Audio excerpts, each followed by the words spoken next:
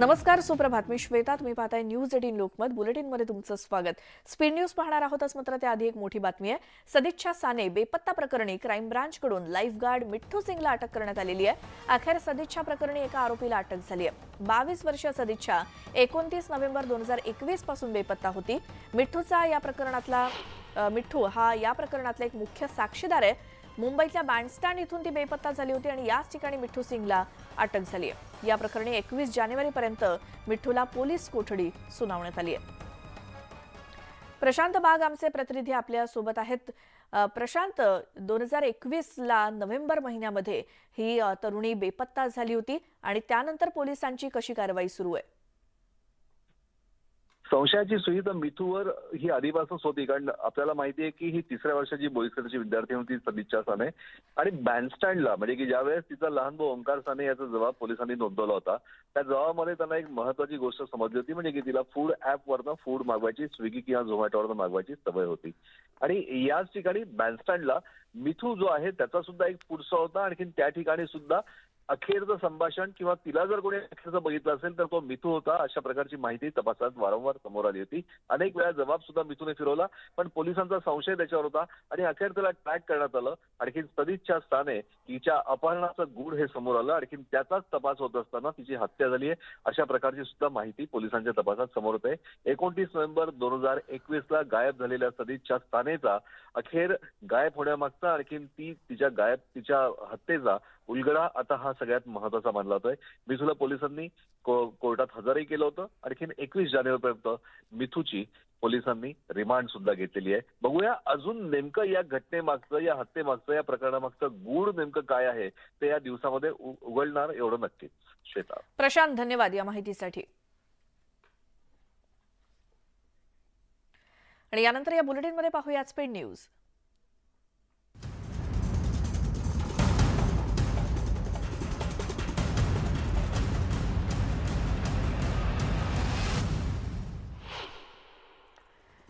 अठरा तासानंतर एमपीएससीच्या परीक्षार्थींनी आपलं आंदोलन स्थगित केलं. खासदार श्रीकांत शिंदे यांनी मुख्यमंत्र्यांची वेळ घेऊन देण्याचं आश्वासन दिल्यानंतर आंदोलन स्थगित करण्यात आलं. नवीन अभ्यासक्रम 2025 पासून लागू करण्याची मागणी परीक्षार्थींकडून केली जाते. म्हाडाच्या कोकण मंडळाच्या सोडतीमधील घरांची संख्या वाढली आहे. 4721 घरांसाठी सोडत काढली जाणार आहे. ठाण्यातील विहंग समूहाच्या प्रकल्पातील 256 आणि ठाणे महानगरपालिकेकडून मिळालेल्या पंतप्रधान आवास योजनेतील 300 घरांची त्यात भर पडली आहे. या अनुषंगानं जाहिरातीत काही बदल करावे लागणार असल्यामुळे ही जाहिरात आणखी 4-5 दिवस लांबणीवर पडली आहे.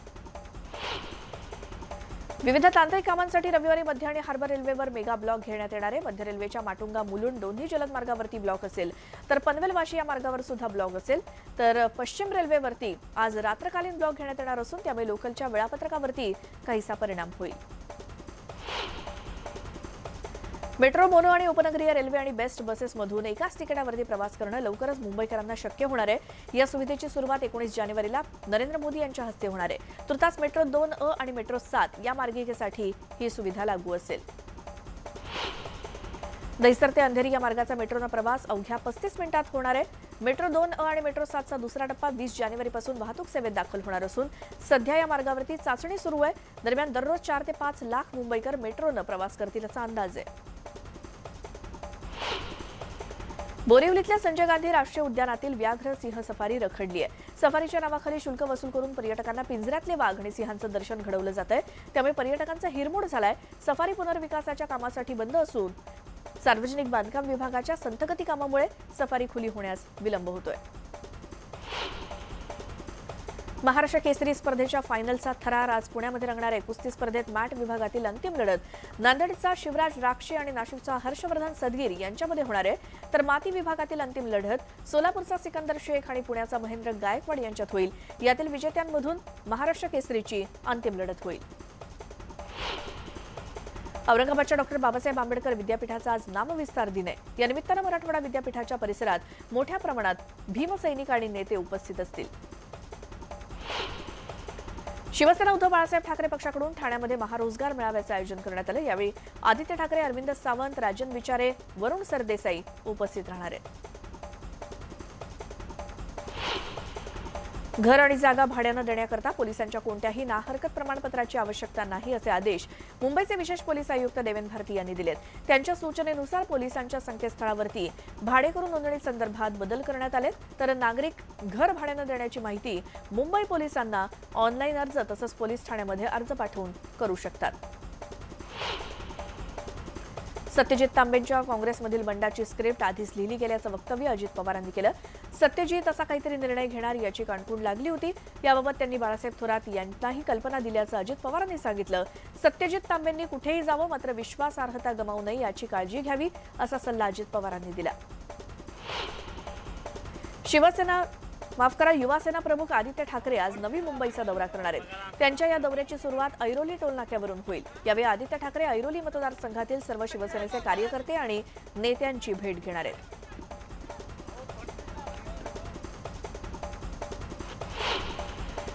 यवतमाळ जिल्हाप्रमुख गजानन बेजनकीवार यांनी एकनाथ शिंदे यांच्याकडे राजीनामा सोपवलाय. जिल्हाध्यक्षपदासोबतच पांढरकवडा बाजार समितीच्या सभापतीपदाचा देखील राजीनामा दिल्यानं खळबळ माजली आहे.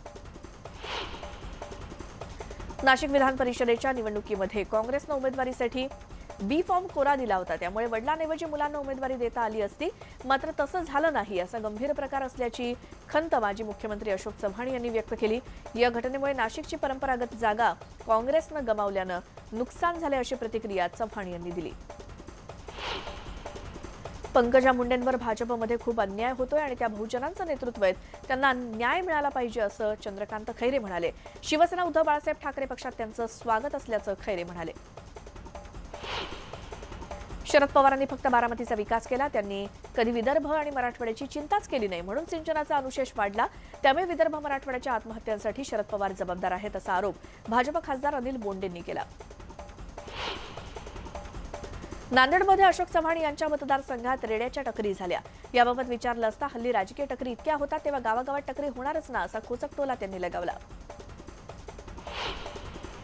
जितका दम लावायचा तितका लावा, मी सक्षम आहे असं सडेतोड उत्तर चित्रा वाघ यांनी विरोधकांना दिलं. मी आतापर्यंत एकटी लढत होते आणि एकटीच लढणार, खुलेआम सुरू असलेला नंगानाच बंद करूनच थांबणार असा इशारा त्यांनी दिला. सार्वजनिक ठिकाणी अंगप्रदर्शन प्रकरणी मुंबई पोलिसांनी उर्फी जावेदला नोटीस बजावली. आंबोली पोलीस ठाण्यात हजर राहण्यासंदर्भात ही नोटीस बजावण्यात आली. चित्रा वाघ यांच्या तक्रारीची दखल घेत पोलीस आयुक्तांनी या संदर्भात चौकशीचे आदेश दिलेत आणि यासाठी सहाय्यक पोलीस निरीक्षक शैला कोराडे यांची चौकशी अधिकारी म्हणून नियुक्ती करण्यात आली आहे. अभिनेत्री तुनिशा शर्मा आत्महत्या प्रकरणामध्ये शिजान खानचा जामीन अर्ज कोर्टानं फेटाळला. तर या प्रकरणात शिजानच्या आईची भूमिका संशयास्पद असून त्यांनाही आरोपी बनवण्याची मागणी तुनिशाच्या वकिलांनी केली. कल्याणच्या निळजा परिसरात महानगरपालिकेच्या अधिकाऱ्यांना शिवीगाळ करून धक्काबुक्की केल्याची घटना घडली. अनधिकृत गाळ्यांवरती कारवाई करण्यासाठी पालिकेचं पथक गेलं होतं आणि त्यावेळी हा प्रकार घडला. या प्रकरणी 17 जणांविरोधात गुन्हा दाखल झाला. शिर्डी सिन्नर मार्गावरील बस अपघातामध्ये अंबरनाथमधील 8 जणांचा मृत्यू झाला. यातील मोरिवली गावच्या उबाळे आणि बावस्कर कुटुंबातील 4 समावेश आहे. त्यामुळे दोन्ही कुटुंबावर दुःखाचा डोंगर कोसळलाय. मावळच्या चांदखेड गावाच्या यात्रेदरम्यान हवेत गोळीबार करणाऱ्या 5 जणांना पोलिसांनी अटक केली. आरोपींकडून 2 देशी पिस्तूल आणि कोयते जप्त करण्यात आले. जळगावच्या जामनेर तालुक्यातील पहूरमध्ये बंद घरातून लाखोंचा मुद्देमाल चोरणाऱ्या टोळीचा पर्दाफाश झालाय. जळगाव स्थानिक गुन्हे शाखेनं 5 जणांना अटक केली असून 16,90,000 मुद्देमाल जप्त केलाय. भिवंडी तालुक्यातील काल्हेर येथे रूपचंद गॅलेक्सीतील प्रणय मापगावकर यांच्या घरी चोरी झाली. दिवसाढवळ्या घराचं लॉक तोडून चोरट्यांनी आत प्रवेश केला आणि 10 तोळे सोन्याचे दागिने चोरून पळ काढला. आता सीसीटीव्हीच्या आधारे चोरट्यांचा शोध घेतला जातोय. पाटणादेवी इथल्या चंडिका देवी मंदिरातून अज्ञात चोरट्यांनी मंदिरातील दानपेटी लंपास केली. या दानपेटीत सुमारे 1.5 लाखांची रोकड असल्याचा अंदाज आहे. अज्ञात 2 चोरटे सीसीटीव्ही कॅमेऱ्यामध्ये कैद झालेत. त्या आधारे पोलिसांनी तपास सुरू केलाय. हिंगोली जिल्ह्यातील विविध भागातून शेतमालाची चोरी करणाऱ्या टोळीतील 6 चोरट्यांना स्थानिक गुन्हे शाखेनं पकडलंय. या चोरट्यांकडून पोलिसांनी 35 कट्टे हळद तर 34 कट्टे सोयाबीन आणि रोख रक्कम असा 2,11,000 रुपयांचा मुद्देमाल जप्त केलाय. चांदवडमध्ये 2 गटात तुफान हाणामारी झाल्याची घटना घडली. एका गटानं दुसऱ्या गटाच्या घरावरती लाठ्याकाठ्या आणि लोखंडी रॉडनं हल्ला करत 3घांना जखमी केलं. जुन्या वादातून हल्ला झाल्याची माहिती मिळाली आहे. या प्रकरणी पोलिसात गुन्हा दाखल झालाय. जुन्नर तालुक्यातील ओतूर इथे दारूच्या नशेत विषारी औषध प्राशन केलेल्या 31 वर्षीय रुग्णाचा योग्य उपचार न मिळाल्यानं मृत्यू झाला। डॉक्टरांच्या हलगर्जीपणामुळे अरविंद गाढवे यांचा मृत्यू झाला असल्याचा आरोप त्यांच्या नातेवाईकांनी केलाय। या बोगस डॉक्टरवरती कारवाई करण्यात यावी अशी मागणी मृत व्यक्तीच्या नातेवाईकांनी केली। औरंगाबादच्या वाळूजमधील रांजणगाव शेणपुंजीतील भंगाराच्या गोडाऊनला आग लागली। आगीमुळे परिसरात धुराचे मोठे लोट पसरले। आगीवरती नियंत्रण मिळवण्यात अग्निशमन दलाला यश आलंय। बुलढाण्याच्या चिखली न्यायालय परिसरामध्ये 2 दिवसांपासून एका माकडानं धुमाकूळ घातला होता। सर्पमित्रांना याबाबत माहिती मिळताच त्यांनी या माकडाला पकडलं। सध्या या माकडावरती वन्यजीव संरक्षण कार्यालयात उपचार सुरू आहेत।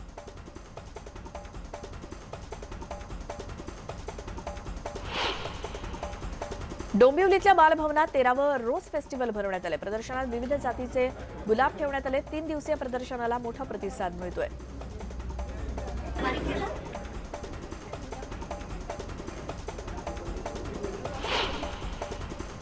गोंदियातल्या मुख्य बाजारपेठेतील अतिक्रमण काढायला पालिकेनं सुरुवात केली आहे। व्यापाऱ्यांनी रस्त्यावरती दुकानं थाटल्यामुळे रहदारीला अडथळा निर्माण होतोय। त्यामुळे पालिका प्रशासनाकडून अतिक्रमण हटवण्याची मोहीम सुरू करण्यात आली आहे।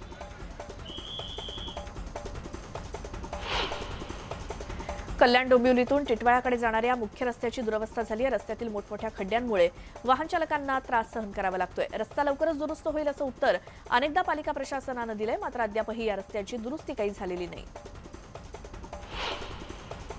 महावितरणच्या गलथान कारभारामुळे बीड तालुक्यातील नागरिकांना रीडिंग न घेताच अवाच्या सवा बिल आलंय।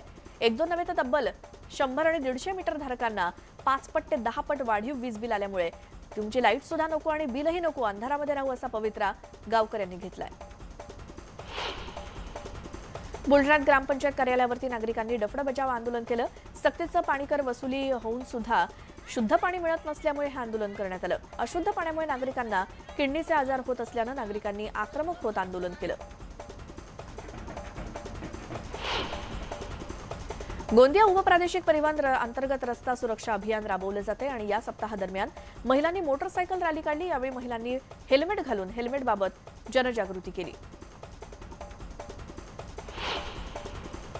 मुरबाडमधील म्हसा यात्रेत गर्दीचा महापूर आला आणि कोरोनाच्या 2 वर्षांनंतर यात्रा भरल्यामुळे 3.5 ते 4 लाख भाविकांनी गर्दी केली। या यात्रेतून लाखोंची उलाढाल झाली, तर यात्रेनिमित्तानं बैल बाजार भरला असून 5,000 ते 2 लाखांपर्यंत बैलांची विक्री करण्यात आली आहे।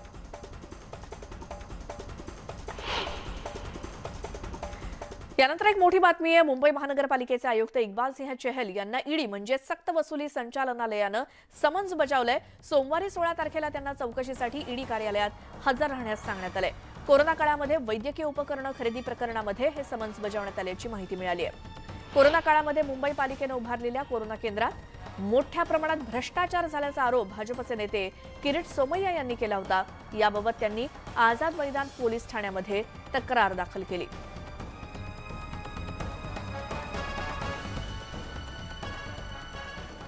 आणि आता पुन्हा पाहूयात स्पीड न्यूज। केंद्रीय गृहमंत्री अमित शहा आजपासून 2 दिवसांच्या गुजरात दौऱ्यावरती आहेत। गुजरातमधील अनेक विकास कामांचं ते उद्घाटन करणार आहेत आणि भूमिपूजन करणार आहेत। जम्मू काश्मीरच्या राजौरीमधील दहशतवादी हल्ल्यांचा तपास राष्ट्रीय तपास यंत्रणेकडे सोपवण्याचा निर्णय केंद्रीय गृहमंत्री अमित शहांनी घेतलाय। जम्मू काश्मीरसाठी नव्या कृती आराखड्यासह सुरक्षित वातावरण उपलब्ध करून देऊ असं आश्वासन अमित शहांनी जम्मूतल्या लोकांना दिलं। पंतप्रधान मोदींनी अर्थसंकल्पापूर्वी अर्थतज्ञांसोबत बैठक घेतली आणि या बैठकीत अर्थसंकल्पाबाबत चर्चा करण्यात आली। तसंच भारतीय अर्थव्यवस्थेच्या सद्यस्थितीचाही आढावा घेतला। दिल्लीतील कांजावाला प्रकरणामध्ये गृह मंत्रालयानं कठोर कारवाई केली। या घटनेवेळी कर्तव्यावरती असणाऱ्या 11 पोलिसांना निलंबित करण्यात आलं। कारमध्ये बसलेल्या 4 आरोपींनी मद्यप्राशन केल्याचं फॉरेन्सिक रिपोर्टमधून समोर आलंय। जम्मू काश्मीर, हिमाचल आणि उत्तराखंडच्या अनेक शहरांमध्ये जोरदार बर्फवृष्टी सुरू आहे। ठिकठिकाणी मोठ्या प्रमाणात बर्फ साचलाय। बारामुल्ला आणि गांदरबलमध्ये हिमस्खलनाचा इशारा देण्यात आलाय।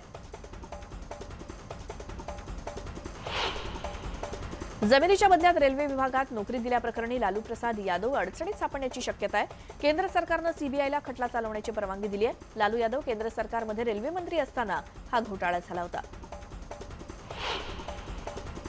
राजस्थान काँग्रेसमध्ये पुन्हा वाद निर्माण होण्याची शक्यता आहे। गेहलोत अर्थसंकल्प मांडणार असतील तर नेतृत्व बदलण्यात काहीच अर्थ नाही असं सचिन पायलट यांनी राहुल गांधींना म्हटल्याची माहिती सूत्रांनी दिली।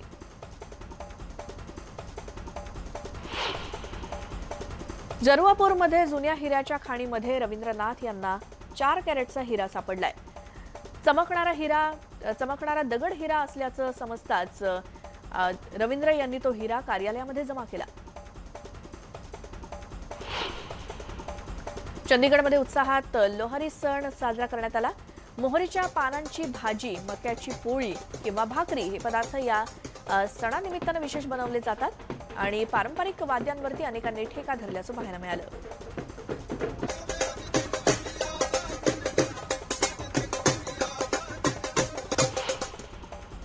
दिल्लीसह संपूर्ण उत्तर भारतामध्ये थंडीचा कडाका कमालीचा वाढलाय. दाट धुक्यामुळे हवाई, रस्ते तसंच रेल्वे वाहतुकीवरती परिणाम झालाय. दिल्ली विमानतळावरील अनेक उड्डाणं रद्द करण्यात आली. बुलेटिनमध्ये तुमचं स्वागत. उद्या मकर संक्रांत आणि आज भोगी निमित्तानं महिलांनी रुक्मिणी मंदिरामध्ये अभिषेक केला. महिलांसाठी विशेष महत्त्व असलेल्या भोगी आणि संक्रांती निमित्तानं पहाटे 4 ते 5:30 दरम्यान भोगी साजरी करण्यात आली. राज्यभरातून महिला संक्रांती निमित्तानं भोगी आणि वाणवसा करण्यासाठी पंढरपुरात दाखल झाले असून आज पहाटे काकड पूजा झाल्यानंतर महिलांसाठी भोगी करण्यासाठी विशेष वेळ ठेवण्यात आला होता आणि मकर संक्रांतीमुळे महिलांनी वाणवसा खरेदीला देखील मोठी गर्दी केली आहे.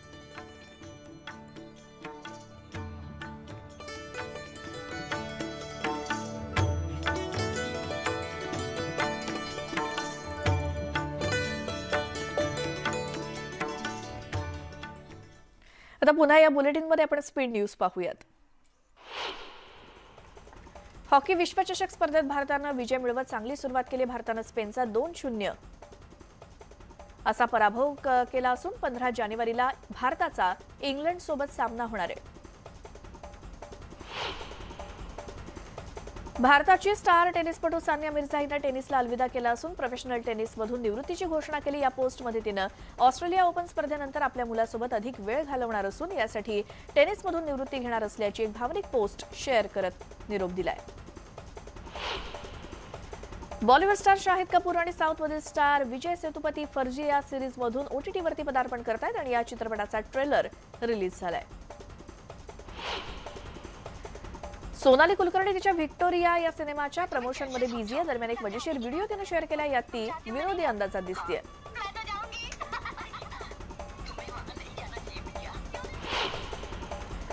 मलायकानं नुकताच ग्लॅमरस फोटोशूट केलं. यात तिचा क्लासिक अवतार बघायला मिळतोय. ब्लॅक ड्रेसवरती एक नेकलेस तिनं परिधान केलाय आणि तिच्या या मनमोहक अदांनी चाहत्यांच्या मनावरती राज्य केलंय.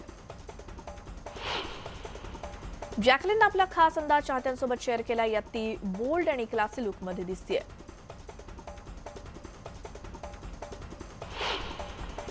पूजा सावंत सोशल मीडियावरती तिचे क्लासी आणि ग्लॅमरस फोटो नेहमीच शेअर करत असते. पूजानं नुकताच सोशल मीडियावरती एक फोटोशूट शेअर केलंय. या फोटोशूटमध्ये लुक घायाळ करणारा आहे. परिणिती नेहमीच आपले अपडेट चाहत्यांसोबत शेअर करत असते. नुकताच बेल्जियममध्ये फेरफटका मारतानाचा व्हिडिओ तिने शेअर केला आणि तिच्या या व्हिडिओला लाखो व्ह्यूज मिळालेत.